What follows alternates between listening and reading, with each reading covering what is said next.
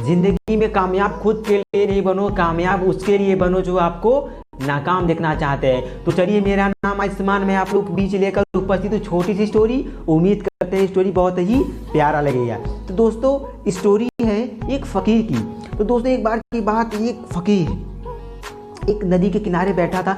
तभी वहाँ पर एक आदमी पहुंचा और उस फकीर से कहा कि बाबा यहाँ क्या कर रहे हो। उस फकीर ने उस इंसान से कहा कि मैं इंतज़ार कर रहा हूँ। तो उस फकीर ने कहा कि बाबा किस चीज़ का इंतज़ार करो, किसका इंतज़ार करे। तो उस फकीर ने कहा कि मैं इस नदी के पानी का इंतज़ार कर रहा हूँ। जब इस नदी की पानी सब बह जाएगी तब मैं नदी को क्रॉस करूँगा। इतने पर उस इंसान ने सुनकर कहा कि बाबा ये कैसी बात कर रहे हो।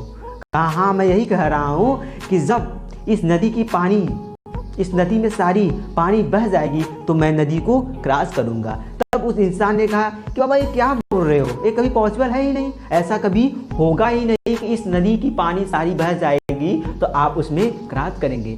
तभी उस फकीर ने, उस बाबा ने उस इंसान से कहा कि यही तो मैं समझाना चाह रहा हूँ आप लोगों को कि जीवन की समस्याएं, जीवन की परेशानी कभी खत्म होने वाली नहीं है। जिस प्रकार इस नदी की पानी लगातार बहाव पर रहती है, उसी प्रकार हमारे जीवन में भी समस्याएं इसी प्रकार आती रहेगी, कभी खत्म नहीं होगी।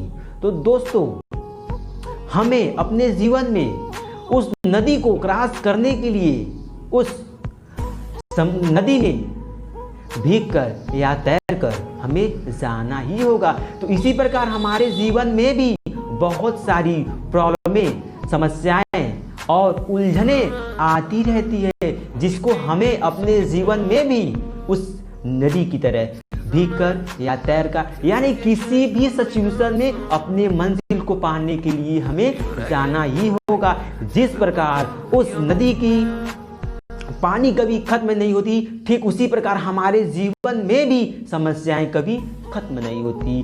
तो उस फकीर ने उस इंसान से इतना बात बोला और इतना बात बोलने के बाद उस फकीर ने उस नदी में तैरते हुए उसने क्रॉस किया।